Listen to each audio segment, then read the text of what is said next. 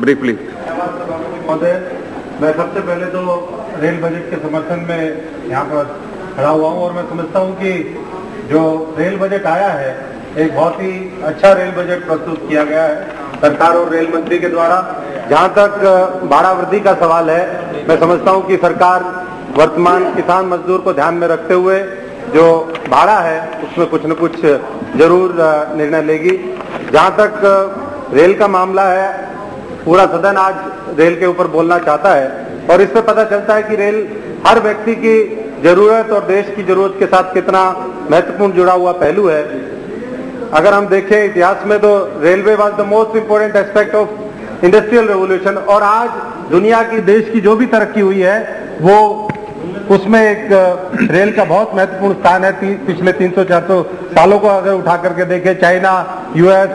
और दूसरे देशों की बात हुई और किस तरीके से हिंदुस्तान ने भी लगातार रेल नेटवर्क को बढ़ाने की कोशिश की है, उसके ऊपर चर्चा हुई है। और मैं समझता हूं कि आने वाला जो 12वां पंचवर्षीय योजना है जिसके माध्यम से प्रधानमंत्री रेल विकास योजना, जो प्रधानमंत्री ग्राम सड़क योजना की तर्ज पर रेलवे को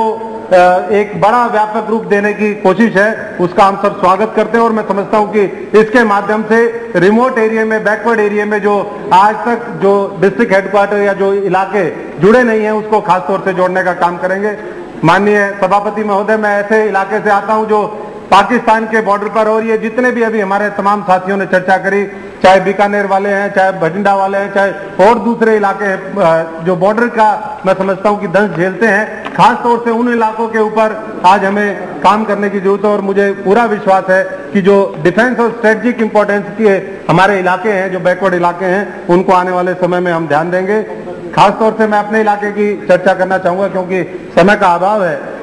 हमारे इलाके की अगर बात करें, सिरसा संसदीय क्षेत्र की, जिसमें करीबन 2.25 डिस्ट्रिक्ट आते हैं, आज भी फतेहाबाद जिला जो मेरे सिरसा संसदीय क्षेत्र में पड़ता है वो जिले का जो हेडक्वार्टर है आज भी रेलवे से कनेक्टेड नहीं है। हमारी मांग है और मैं इस बात के लिए इस बार रेलवे मंत्री जी का और सरकार का बहुत बहुत धन्यवाद करना चाहता हूं कि हमारे रोहतक हांसी वाया मैम जो एक रेलवे लाइन है वो दी गई है। और मैं समझता हूं कि आने वाले समय में जो हमारे कई रिलीजियस इंपॉर्टेंट सेंटर्स हैं, जिसमें अग्रोहा भी है, जो हाल हिसार से लेकर के अग्रोहा फतेहाबाद एक सिरसा रेलवे लाइन जो प्रधान हमारे प्लानिंग कमीशन के पास अप्रेजल के लिए भेजी है, उसका भी हम स्वागत करते हैं। पटियाला टू जाखल नरवाना वाया सवाना, इसका भी हम स्वागत करते हैं और मुझे विश्वास है कि आने वाले समय में तेजी के साथ इन इलाकों पे काम होगा। जहां तक मेरे संसदीय क्षेत्र का मामला है, आज भी आजादी के 60-65 वर्ष बाद भी हमें वाया भटिंडा, पहले हम सुनते थे कि वाया भटिंडा क्या होता है, आज भी वाया भटिंडा जाना पड़ता है। तो इसलिए मैं आग्रह करना चाहता हूं कि नेशनल हाईवे 10 के साथ साथ आने वाले समय में, जिसकी अभी चर्चा करी, हांसी और महम वाली जो लाइन है उसको आगे एक्सटेंड किया जाएगा। तो मैं समझता हूं कि दिल्ली से जितने भी नेशनल हाईवे निकलते हैं सब एक अच्छे रेलवे ट्रैक, रेलवे नेटवर्क के साथ उनको लिंक किया गया। शताब्दियां चलती हैं, इसका भी विशेष तौर पर ख्याल रखा जाए। हमारे यहाँ डेरा सच्चा सौदा है, राधा स्वामी का है, डेरा बाबा भूमनचा है, तमाम डेरे हैं वहां पर जहाँ लाखों की संख्या में हर महीने हमारे श्रद्धालु साथी जाते हैं पूरे हिंदुस्तान से। लेकिन इस नेटवर्क को और मजबूत करेंगे तो मैं समझता हूं कि हमारे श्रद्धालुओं को भी और तमाम साथियों को आने वाले समय में लाभ मिलेगा।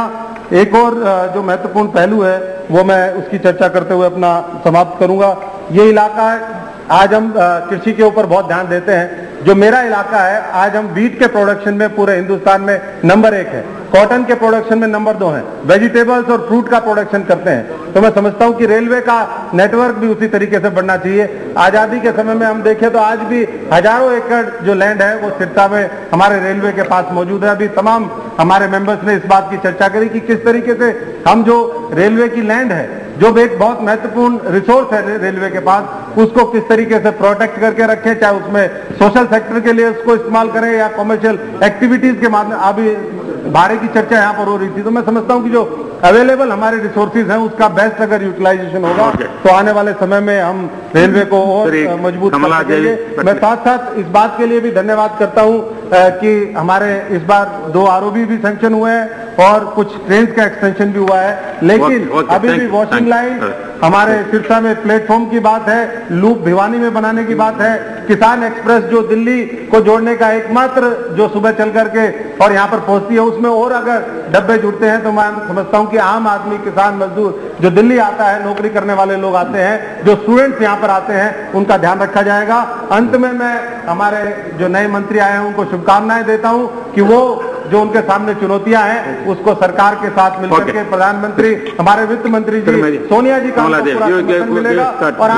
जितने भी हमारे पिछले प्रोजेक्ट हैं जो हरियाणा के सैंक्शन हुए हैं उनको भी देखने का